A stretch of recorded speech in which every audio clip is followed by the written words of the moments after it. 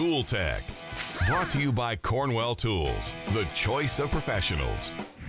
If you're into building or restoring an old car or truck, you gotta know that eventually you're gonna have to deal with replacing a body panel based on rust or damage. And since most body panels are held in place with spot welds, well, you're gonna have to come up with some way to cut the upper panel and release the spot weld without damaging the panel down below it.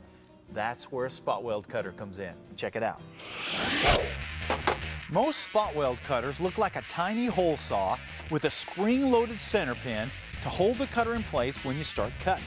To use the cutter, select the size that spans the size of the spot weld, center punch or indent the center of the weld, and then go to work with the cutter. The idea is to stop once you see the top panel pop loose.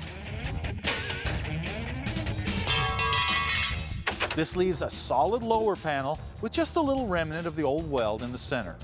Then, once the panel is removed, take a grinder and knock down the old welds. This will leave the panel nice and smooth and ready for you to weld on the replacement panel. Now, I know you're thinking, that's such a simple tool. Do I really need these? Won't a drill work? No, believe me, if you're going to do any panel replacement, you need some spot weld cutters. It will make a project like this go much quicker, much simpler, much easier.